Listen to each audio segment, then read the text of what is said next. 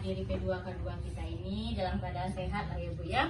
Jadi pertama-tama marilah kita panjatkan puji syukur kehadirat Allah Subhanahu wa taala, karena berkah rahmatnya lah kita dapat berkumpul dalam acara pertemuan rutin bulanan kita, pertemuan peningkatan kemampuan keluarga atau yang disingkat P2K2.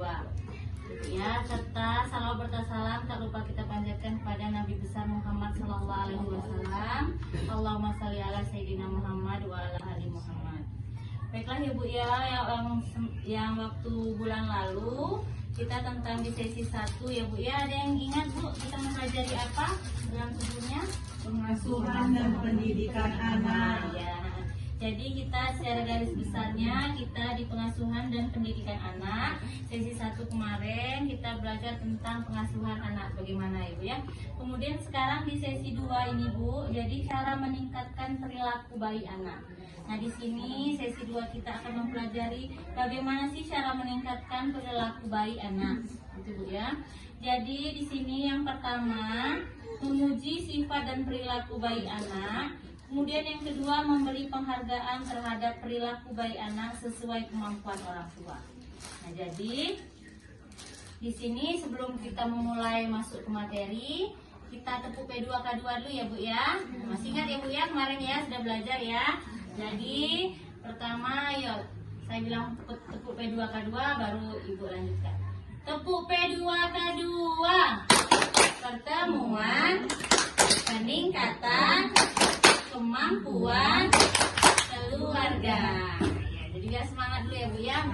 Saya menyampaikan materinya nanti. Nah, jadi di sini ya Bu ya, cara meningkatkan perilaku baik dari anak. Jadi pertama, jadi kita harus berlaku baik dulu ya Bu ya. Jadi agar anak kita ikut menjalankan kebaikan juga seperti itu. Jadi yang pertama memuji sifat dan perilaku baik anak. Jadi anak itu ya Bu ya, terutama anak mungkin dari anak balita sampai beranjak remaja. Jadi kita harus sering jika anak berperilaku baik itu kita kasih dengan pujian-pujian ya Bu ya. Jadi dia agar dia semangat untuk melakukan hal kebaikan. Oh, berarti kalau seandainya saya melakukan kebaikan ini bagus, saya dipuji. Nah, seperti itu Bu ya. Jadi perasaan anak ketika mendapatkan pujian itu sama seperti perasaan kalau kita mendapat pujian. Misalnya kita lagi bicara Bu ya, oh itu bagus sekali kamu bicara, kan itu juga perasaan dari anak itu ya Bu ya. Kemudian jadi kita sifat baik yang paling menonjol dari anak. Jadi misalnya anak kita minta tolong membeli apa seperti itu ya Bu ya. Kemudian oh ya makasih anak ya, seperti itu. Kemudian seandainya anak bersikap ramah, bertanggung jawab, nah itu tuh. Jadi kita juga harus saling berkoordinasi dengan pasangan kita ya Bu ya. Jadi pengasuhan anak ini kan berdua ya Bu ya, ibu sama bapaknya. Jadi seandainya ini Pak, kalau nanti anak kita melakukan kebaikan kita puji ya Pak ya. Jadi harus ada sinergi di antara bapak dan ibunya ya. Jadi emang sama-sama mendidik anak agar anak berperilaku baik gitu ya. Kemudian yang kedua memberikan penghargaan saat anak melakukan hal baik. Nah, jadi hal ini harus sesuai dengan kemampuan orang tua. Jangan terlalu dipaksakan ya Bu ya. Jadi nanti seandainya anak masuk, nanti kalau kamu berlaku baik ibu belikan motor. Padahal uang kita nggak cukup sampai ke situ. Nah, seperti itu ya Bu ya. Jadi harus sesuaikan dengan kantong kita.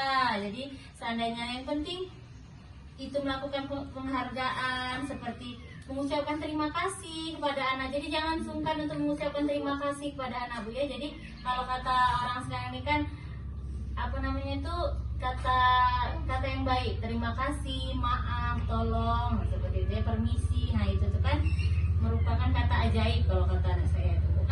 Mana kata ajaibnya? Jadi itu ya Bu ya.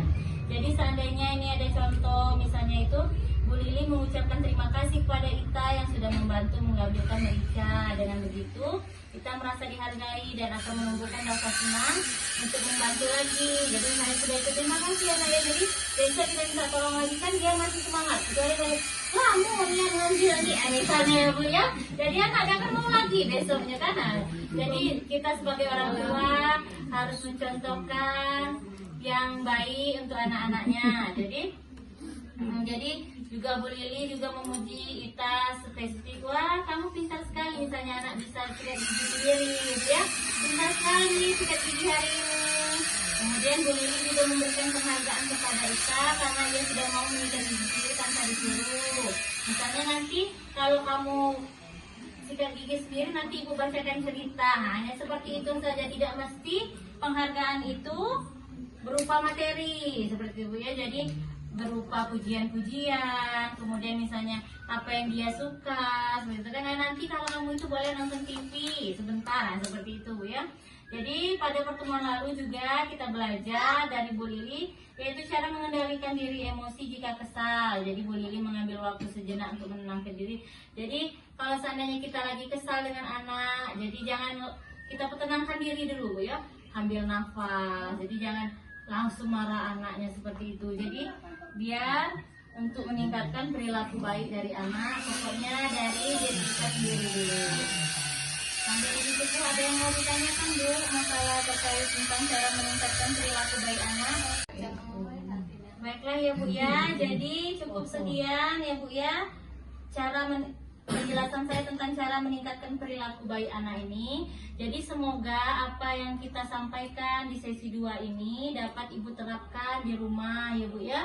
Jadi kita bisa lebih sabar lagi menghadapi anak agar anak berperilaku baik, dan kita juga tidak sibuk marah-marah sama anak kalau ada berperilaku baik.